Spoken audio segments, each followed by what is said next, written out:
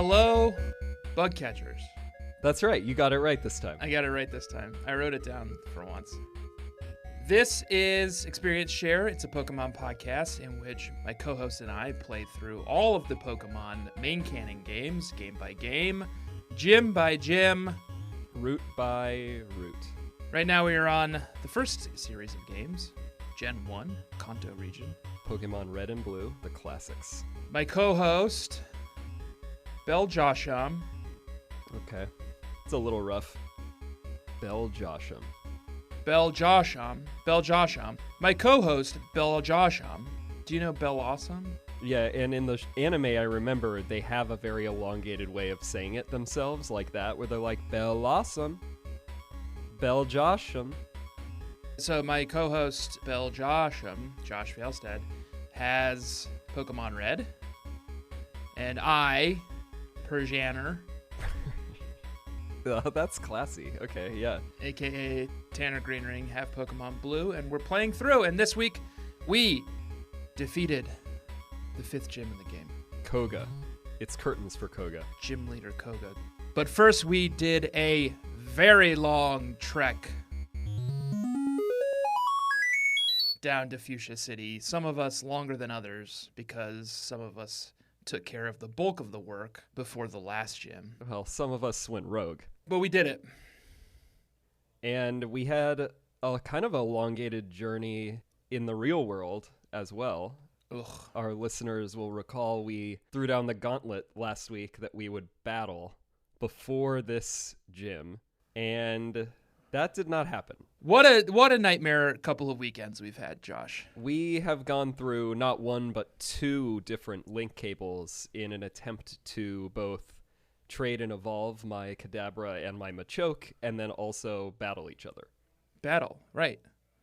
So we discovered not only that third-party production link cables are probably a bad idea to buy, but then we also purchased a new OEM, original Nintendo Game Boy Advance Game Link cable. Yeah. Because we decided to perhaps, some would say, overcompensate, where we've dealt with so many issues now that we were like, we got to go OEM. We got to get the original thing. Money pit. Because maybe that will work. And then, of course, it didn't work. Anyway. We're drowning in a money pit. So we met up today to battle, and of course the Game Link cable didn't work, and we discovered that the Game Boy Advance cable doesn't work, and we need to buy original Game Boy Color cables, so we did that and ran another $30. And 35 for those bad boys. No, we did not battle. And we won't, because we don't owe you anything, bug catchers. It's a harsh reality that we're going to drop on you on this 5th You don't pay episode. anything for this. It's free. So we don't owe you anything. And we're just throwing money at this problem. Go suck an egg. I think for this game, and hopefully only this game, we will not do a midpoint battle, but we still will solve this cable issue before we get to the end of the game, and we will do one final battle at the end of the game between Josh and Tanner to figure out who is the greater Pokemon expert. We'll just go ahead and say we can guarantee one battle. There will be one battle. And next game and games ongoing, we will do every battle. For sure. The midpoint and at the end. Can I just kind of lay out what the battle would have been had we gone through with it? I guess. I think you're going to take some poetic license that I'm not really going to appreciate, but you can. No, I'm just gonna tell the bug catchers what our lineups would have been, and they can decide who would have won. Oh, that's fun. I forgot you recorded that. Yeah. Yeah. So here's where I'm at.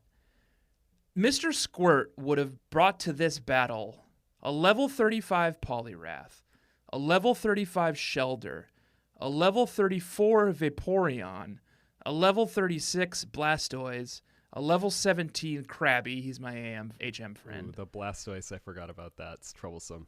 And a level 37 Gyarados. And what Josh would have brought to the battle, both the man and the Pokemon trainer, is a level 37 Raichu, a level 38 Alakazam, because we would have traded. Right. And a level 37 Jolteon, a level 31 Machoke, which also would have been a Machamp. a level 31 Gloom, and a level 30 Nidoqueen. So you had 3 Pokemon, Raichu, Alakazam, and Jolteon, who were all higher levels than any of my Pokemon. But then you had 3 Pokemon who were significantly lower levels than all my Pokemon. The Gloom being a lower level was a problem, and that was my fault. However, she does have Mega Drain now, and Mega Drain would be a big problem for you. Aside from that, we all know how much you hate Stun Spore and Sleep Powder, and she's got both of those as well. I do hate those moves, and Mega Drain has proven it to be an issue for me, but I'm diversifying my Pokemon mix a little bit now, too, because, like, Poliwrath has a bit of fighter in him and has some fighter moves. Right. Shelder's got a bit of ice in him and does a little bit of ice stuff, which is nice.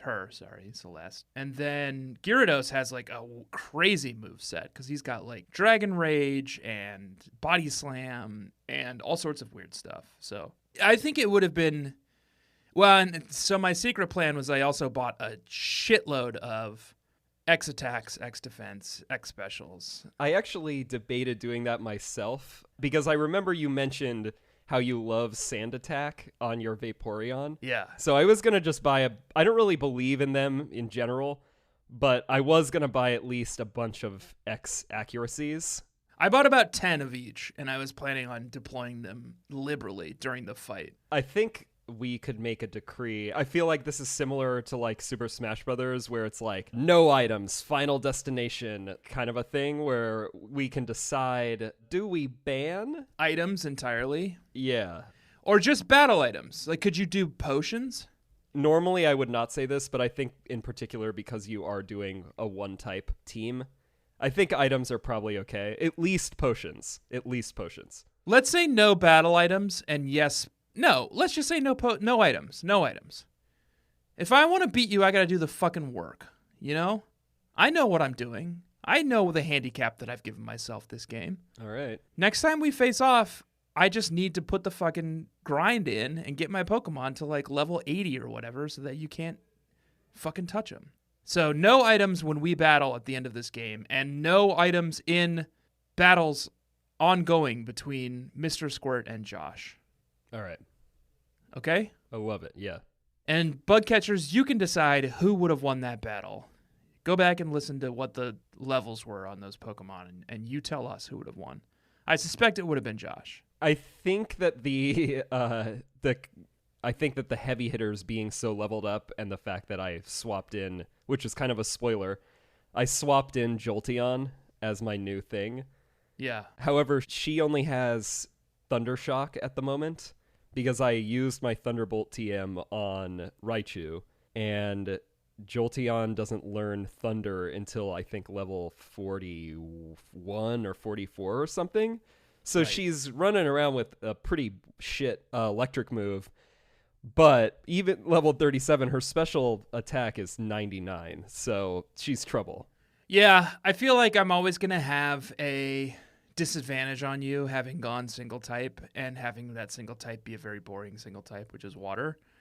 But what I have is tenacity, Josh. I guess I shouldn't really say this because I'm giving you a hint. But if you basically, if there happened to be a Gyarados Raichu matchup and you got in one body slam, I mean, he's toast. He's toast. I could just grind it out, man. All the late game stuff is stacked with Pokemon that you're either at least effective, if not super effective against. Indigo Plateau, Cerulean Cave, they all have like Rhydons, Rhyhorns, Gravelers, that kind of shit running around. I think we can do a pretty truncated level check because they're basically the same for the battle. Should we do the intro? Let's do an intro. All right, yeah. This is a new segment that we do. It's a recurring segment we're going to do every week, and it's called Level Check. Level Check. Level Check.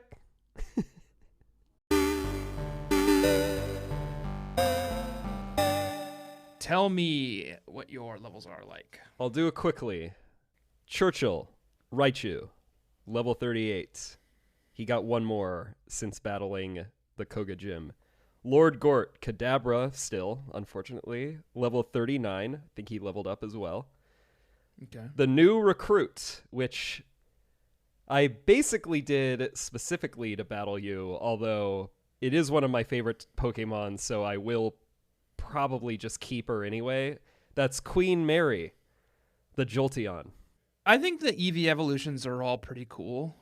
And I have one myself, Vaporeon. Yeah, I don't love Flareon, though. Oh, I love Flareon. I love Flareon. Flareon's a cutie. Yeah, it's good, but when you're comparing it to Jolteon and Vaporeon, I mean, they're superior. But Flareon's fine. Flareon's fine. Flareon's fine. I do like the sprites kind of looks like it's got like a luxurious kind of like fur coat, which I guess is just, it's fur. And like a big poofy chest. Yeah. Yeah. Is it fur or is it fire? In the anime, it is just fur. Okay. It's fur. Okay. Then we've got Henry VIII, Machoke, level 31, no change. Boudica, Gloom, level 32, that's a +1. And Palmerston, Charmeleon, level 31. I will get a Charizard by the time we do our next episode.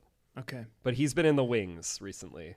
That's funny because I already have a Blastoise and I have for some time, so I guess that's the difference between you and me.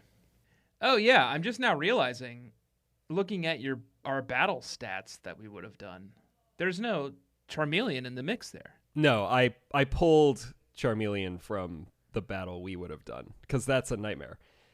I was going to do Nidoqueen, who is level 30, Elizabeth, and she remains unchanged.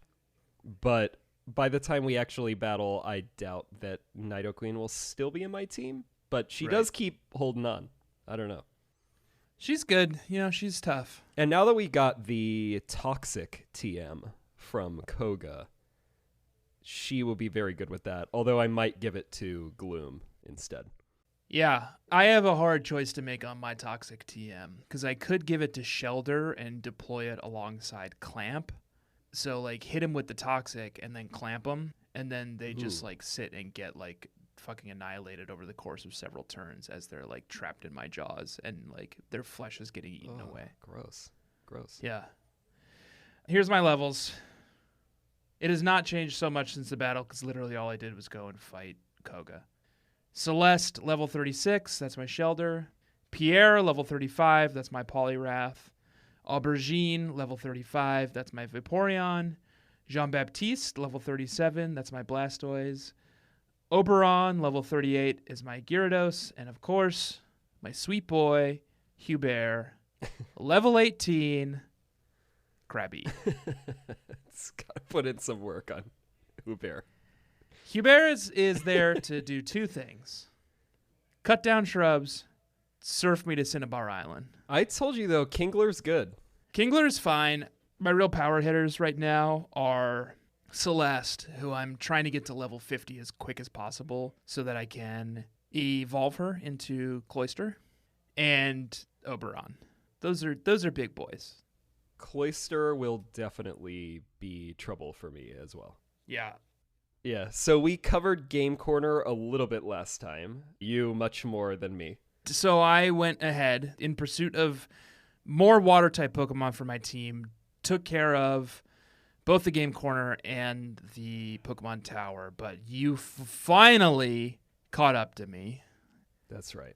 How did you do in Game Corner / the Team Rocket Hideout? It was more challenging than I recalled. I've always remembered Silph Co is pretty challenging, but I forgot that Rocket Hideout is basically a miniature version of that, where you're dealing with this obnoxious mix of Pokemon that all the Rockets have, which is the coughing, wheezing, Ekans, Arbok, Meowths, and Growliths thrown in there. Poison are actually pretty unruly. Right. But, I mean, they are one-hit KOs pretty much every time with the Kadabra, but if they get any hits off on Kadabra because he's like a glass cannon, it's rough. And I did have some fainters, but I made it out of there.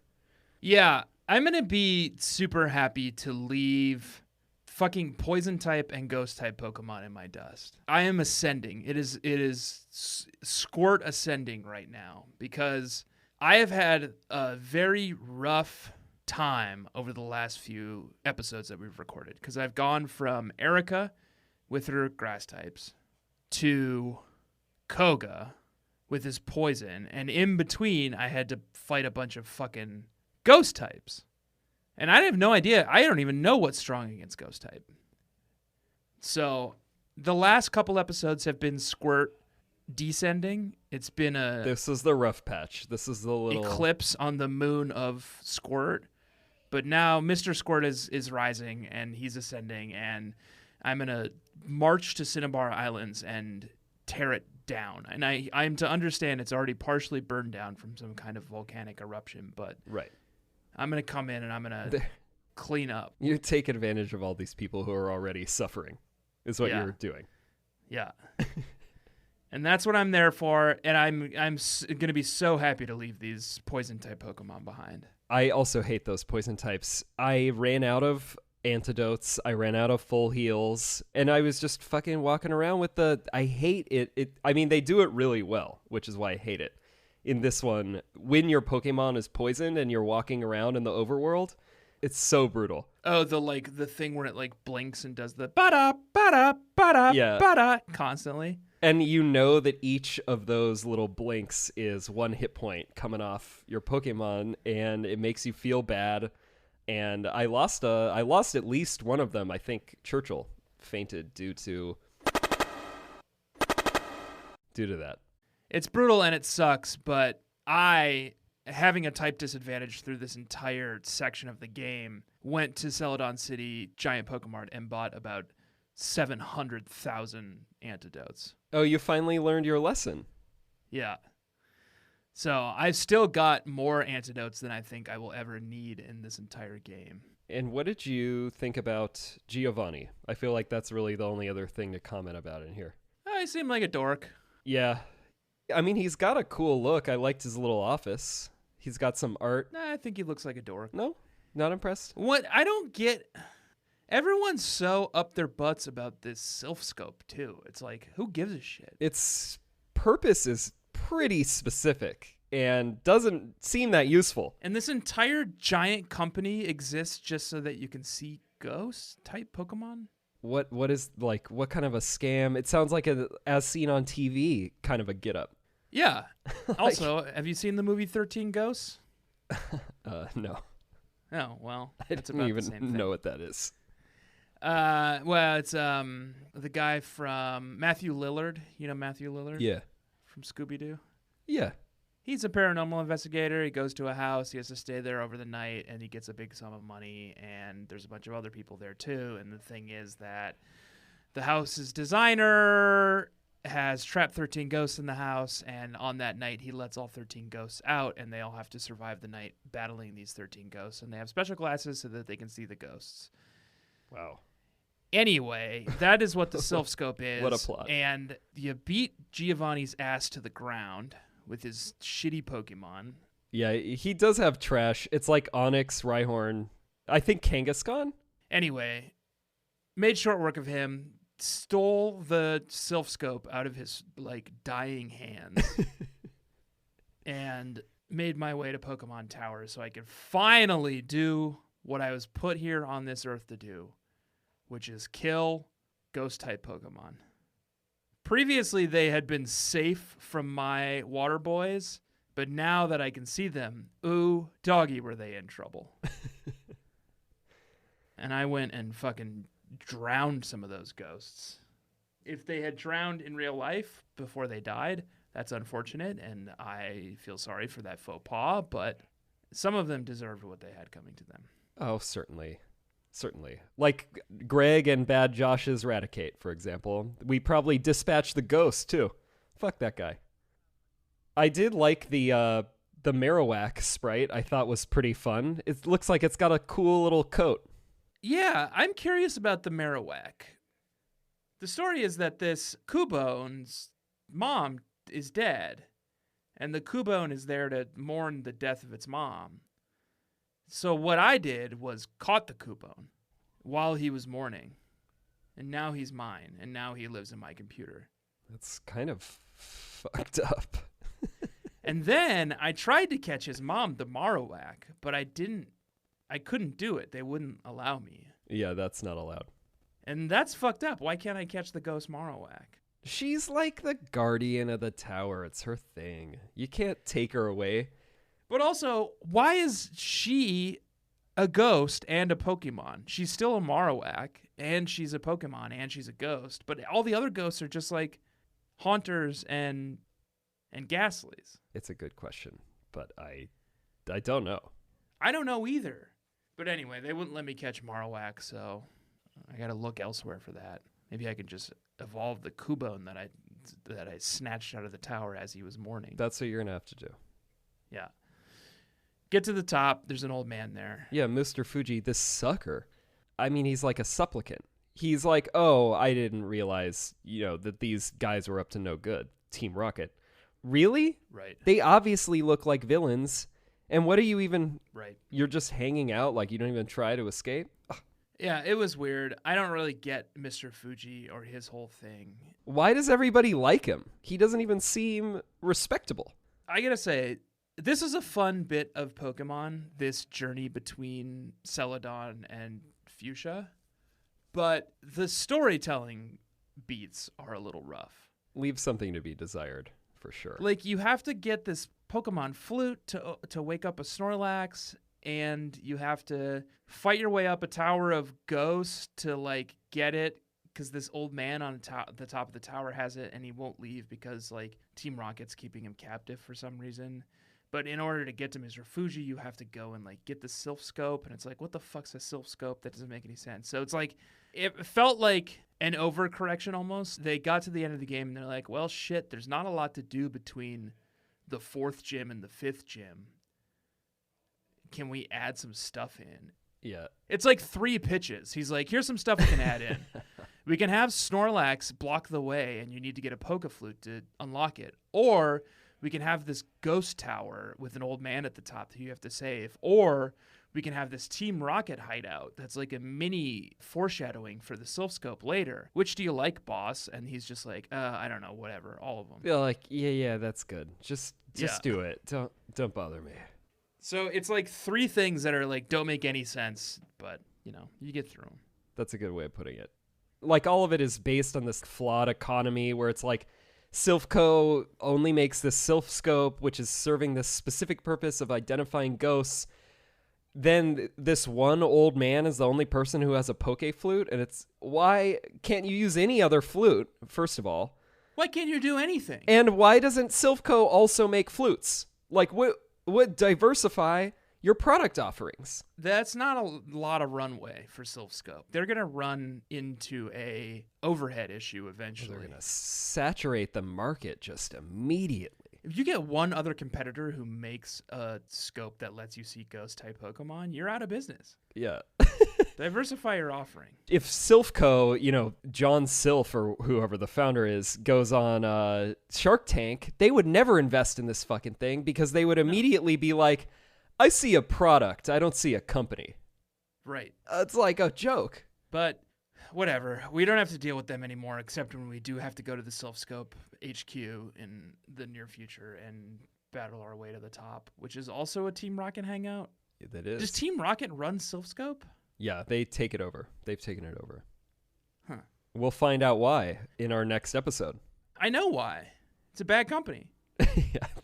Yeah. Mismanaged. Team Rocket's actually a collection of activist investors. Yeah. Anarcho-capitalist investors. And that's what happens when you mismanage your company, bug catchers. This is a lesson to take away.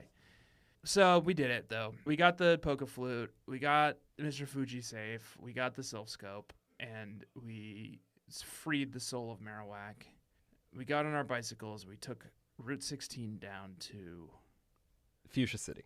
Fuchsia. I did both. I did the Silence Bridge, which is Route 12 that you had already done to get the Super Rod. And then I also went all the way back and did Cycling Road. Cycling Road, there's a couple fun little patches of grass that you can do some Pokemon catching in. There's a delightful little Pokemon who I love called Ditto. Oh, yeah. And I caught one of those. And I'm to understand that he's not a very, from everything I read on the internet, he's not a very good Pokemon. But pretty bad. I like him a lot. Well, he's very cute. Yeah. So I'm not going to make him part of my team, but it is kind of a fun little gimmick that Ditto has where he just turns into whatever Pokemon you are and has all your same movesets and stuff like that. Right.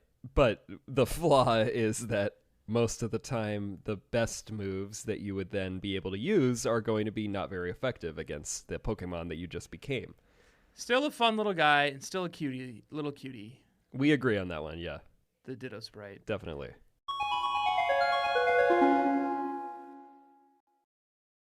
A bunch of bird trainers, which I didn't love. Oh, God. The new types that they introduced in this section are so obnoxious. You get the bird keepers. You got these cue balls, the fuckers on the motorcycles who are definitely like homophobes, probably racist, you know. Probably, right. It's like green room stuff, you know? Did you see that movie? No.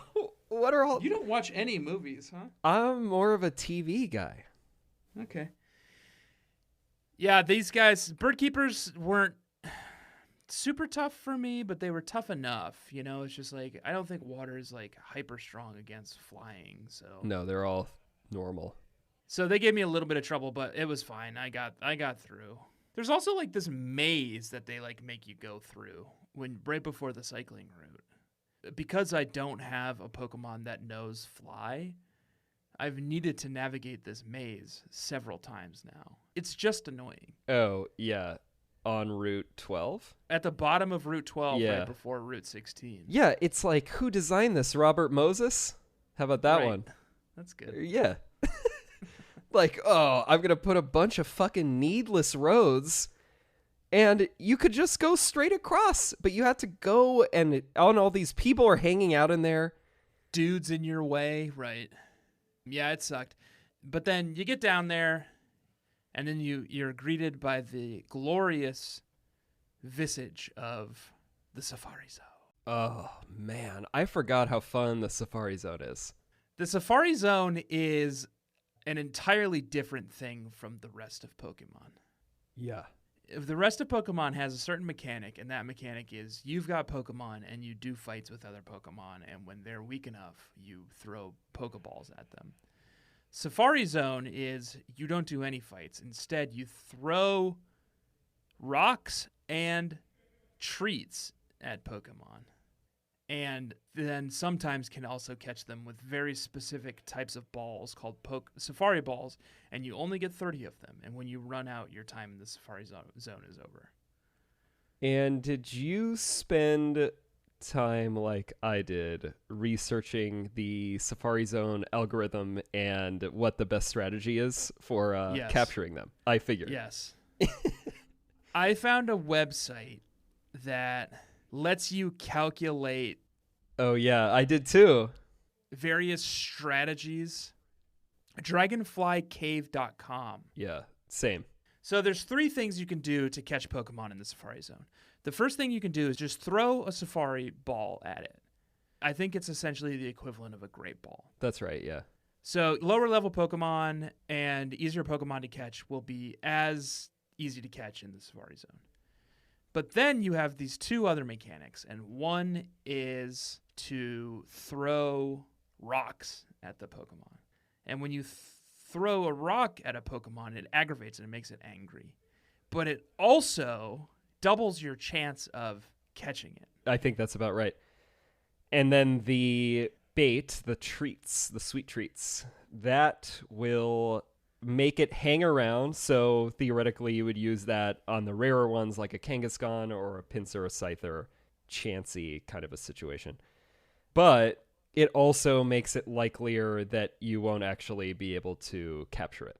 Right. Something I forgot to say about the rocks is it doubles your chance of catching it, but it also doubles the chance of it running away. Right. And the treat halves your chance of catching it, but it halves the chance of it running away as well. So it sticks around longer so you can throw more Safari Balls at it, but it's much harder to catch. That like percentage drops. So it's a real gamble. I've decided that my sort of big strategy for Safari Zone was it's not very expensive. It's 500 gold or credits or whatever. Right. to go into the Safari Zone. So my strategy the entire time was throw as many Safari Balls at all the Pokemon that I need and want as possible and just get what I need. That's what I did too. I was just And I did it. chucking them. I didn't care what it was. I'm just hurling balls. I caught every Pokemon you can except for Chansey. I did not get a Chansey. I also did not get a Kangaskhan or a Dratini. You got a Dratini? I got a Dratini. I dropped like $1,000 specifically trying to get Dratinis. They all ran away. Dratinis were not a challenge for me. Oh, God. I think you can also possibly get a Dragonair, but none You can. attacked me. I also got a Pinsir. That's blues specific. I got Scyther, which is reds. Well, you're going to have to go catch me another one, so keep that in mind. Scyther is much better, I think. I'll say this about the Scyther Pinsir thing. They're both ugly Pokemon. Yeah, but at least Scyther is kind of like sassy. And I don't particularly like either of them. No. But if I had to choose one to like, it would be Scyther. Pinsir is awful. Pinsir is hideous. He's awful to look at. He's awful to play with. I just get Pinsir away from me. It's got this gaping maw and Ugh, horrible disgusting. sideways teeth. Ugh. Disgusting. I hate. This is a new segment, and it's called Pokemon Tanner Hates. And this week, it's the honors go to Pinsir. Awful Pokemon. Get out of my fucking face. I agree with that one. Pinsir sucks. But I will catch you one in order to trade it to you for a Scyther. We're going to have to go back in there now that we have Surf. There's a nugget out in the middle of the main zone, I think, on an island. Okay. So I'm going to go back in there and I'm going to close out the other remaining 3 Pokemon that I need. And I'll try to capture you a Scyther too. We did find the guy who runs the Safari Zone, and he did give us HM03 Surf. And we found the Warden's gold teeth. So Yeah, I still have those, and I don't know what to do with them. you bring them to one of the houses that's to the right of the Pokemon Center. Okay. There's a warden in there, and he runs the Safari Zone, and for some reason his teeth fell out when he was in the Safari Zone last time. That's weird. And when you go and talk to him, he just has gibberish because he only has gums. And you give him the gold teeth. He's very thankful, I mean, obviously. And then he gives you the HM for strength. Oh, which is also a useful HM. Yeah, and strength is actually a pretty decent move. I think it's like an 80 attack power and 100% accuracy. It's a normal move, which isn't great, but it is just like a straight up pretty good move. For me, Surf is a priceless move. Surf is excellent. Surf is a move that every water-type Pokemon should and needs to know. Yeah, you get that stab damage where it could just like fly off the handle at any moment. Yeah. I think none of my Pokemon at the moment can learn Surf, which is going to be problematic. I'm going to have to figure that one out. You're going to have to take a journey into the Squirt Zone. Yeah. And we have different policies with our HM friends where you at least try to welcome your HM friend into your actual team, whereas they're temp workers for me. Yeah. Mine's a sweetie, and I love him very much, my little Krabby. I'm never going to, like, put him into battles, but, like, he's one of the boys, you know? He's here to party. He's here to hang. Yeah. We did it, though. We defeated the Safari Zone. We got our Mon, and then it was on to Koga. the Fuchsia City gym and gym leader Koga. One of the more annoying gyms. It's got the invisible wall, well, you know, quote unquote invisible walls. Right. I can't remember in the original. I feel like it was much less clear when you're playing on a black and white Game Boy. But with the backlit Game Boy Advance SPs, you could tell where the walls are. Why even do that gimmick? Because it's very easy to tell exactly where the walls are. It's like, oh, you mean these invisible walls where you can see where each one of them is? It's dumb. Yeah, it's a stupid gimmick. And it didn't pay off. He's got these boys in his gym who like to do juggling. If you came to me and you said, here's a trainer type and they're called jugglers, what kind of Pokemon do they have? And I would have been like, gosh, I don't know, Mr. Mime. Obviously. Right? Yeah. No, it's the same bullshit. It's Weezings. It's Arbox. God, they were It's abusing the Weezings, the Mucks, the Arbox in this fucking whole section. I know, it's a brutal section. I don't get the connection between juggling and poison-type Pokemon, you know? The only thing they did do that was thematic, did you notice how they would just withdraw Pokemon all the time? Yeah. That's funny. That's pretty clever. Is the concept that they're juggling the Pokeballs? I think so. So they just like randomly withdraw? The other thing that was funny with their loose theming is that they had a lot of like bad innuendo. One of them is like, oh, after you defeat him, he's like, whoops, drop my balls. I'm like, okay, great. A joke that's like very unique to the late 90s. Yeah. It's like the era of like South Park where like Chef did his like chocolate salty balls thing, you know? Oh, and you know that 11 or 12-year-old Josh was fucking loving it. Yeah, you like run to your mom. You're like, Mom, look at what this juggler said. He dropped his balls. I'm about to, hopefully. All right, so Koga was annoying, but ultimately fine. I was surprised at how high level his Pokemon were. Yeah, they were pretty stacked. They were higher than a couple of my Pokemon. He had a level advantage on me a little bit, and when I saw that, I was like, oh boy, is he going to give me trouble? But he ultimately did not give me a ton of trouble. Yeah, I think he's got the Coughings are level 37. He's got 2 of those. And then a Muck that's 39. And a Wheezing that is 43. Right, 43 is like... First time seeing a 40 anything. 43 is 5 levels higher than my highest Pokemon. So when I saw that, I was like, I might be in a little bit of trouble here. Yeah. But it wasn't all that tough in the end. I didn't even bother with anyone else. I just put Lord Gorton there, the Kadabra, and he has Psychic now, which is lights out. I mean, it was a one-hit KO for every single one. Yeah. I used a lot of Celeste. Celeste would go in and do Confusion, or not Confusion, Confuse Ray, or not Confuse Ray, something that causes confusion. What's Celeste? Shelter. Supersonic, maybe? Supersonic. Celeste would go in and do Supersonic and then Clamp. So they would be stuck and confused for like several turns and like be doing damage to themselves while I'm doing damage while they could not counterattack. So that was sort of my strategy for this gym. And then when that failed or when Celeste dropped too low, I would just swap in Gyarados, who would Dragon Rage them all to death.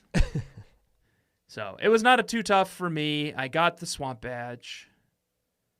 What a shitty badge name, too. Can you imagine being the, like, gym leader of the Swamp Gym? Yeah, it sucks. That sucks. Well, and, all of them have cool names. It's a soul badge, isn't it? No, it's called the Swamp Badge, I think. Swamp Badge. What's his name? Koga? Yeah. I thought it was called the Swamp Badge. No, it's soul badge. Oh, really? I mean, I don't know what having a soul has to do with poisoning people all the time. It's kind of messed up. Is there one called the Swamp Badge? Because I swear I thought I saw Swamp Badge somewhere. Not in this one. Oh, okay. But we dispatch Koga. You get the... He's also a ninja? Yeah, it's a ninja. And it's like, why isn't he fighting type then? Yeah, it's kind of weird. I feel like they spent all their time on Safari Zone, and then they really just like dialed it in on the gym. They're like, I don't know, poison. Why not? Poison's a weird, like, not even a good type. He's poison and he's a ninja, and it's the soul badge. Although toxic is good. I do like toxic. And I have a tough call to make because I can train it to my Shelter and use it in conjunction with Clamp. If I can do toxic and then clamp them, they're fucking toast. Because toxic does damage over time, right? That's right. It ramps up every turn. It's like rage. So if they're stuck 3 or 4 turns in my clamp, like they're toast. Yeah, that's not going to be ideal. So I might do that. But then I have to save space for Ice Beam whenever it finally learns Ice Beam. Anyway, what's the next gym, Josh? Next up is Saffron. We're going to have to deal with Silph Co. Okay. We got to clean it up. the activist investors. And then we fight Sabrina, who is the psychic type. Okay. That sucks for me. That will be trouble for me as well. That's not a good one. My star player right now is Lord Gort, and he's going to be completely useless. Well, I will be able to evolve your Lord Gort before that gym. Let's hope so. Or I could be able to. If you do all the shit between the gyms and we get the link cable in time, I can evolve him. Yeah, I mean, he'll be able to do a little, but like Henry VIII, he's benched because he's fighting type. I think that this next phase will be Palmerston, the Charmeleon's time to shine. Okay. Because fire will be good against all of it. It's not going to be super effective, but it will be good. What do I have that is effective against it? Keep in mind, all my Pokemon are water type. I mean, you'll be fine. None of it's going to be super effective on either side. Okay. Well, we'll get through it then. They'll probably do some like annoying confusion shit that'll drive me insane, but... That's true. There's going to be confuse rays flying around as well. I'll just bring a lot of... Oh, wait, there is no item for curing confusion, too. That's super annoying. No, the only way you can cure it is swapping them out. So annoying. Okay, well, that's going to be a pain in the ass, but... I'll deal. Nobody said Saffron City was going to be a cakewalk. All right. Well, until next time, this has been Experience Share, a Pokemon podcast. And I'm Bell Josham. Bell Josham, yep, a.k.a. Josh Fjellstead. And I am Persianer, a.k.a. Tanner Greenring. What is our outro? Oh, well, first of all, our outro is rate, review, subscribe, and follow. We have a Twitter and an Instagram that are Experience Share Pod, EXP Share Pod. Yes. Do that, and also give us some good reviews, at least 4, if not 5 stars. On the Apple podcast page. And Spotify. And wherever else you want. And Spotify. Yeah. I guess that's important now. Yeah. And on Twitter, we will occasionally share some fun little like snippets from the show. Please do retweet those and share those around so other people can see how great our show is. And we will be conducting polls about different types of Pokemon and whether or not Tanner is probably wrong. Well, and like one poll that we'll do after this episode goes out is who would have won the battle, Mr. Squirt or Josh? For sure. And you'll be the judge, bug catchers. So let us know what you think. Until next time. Gotta catch every episode. Every single one of them. Of this podcast. And I will smell you later, Josh. Smell you later.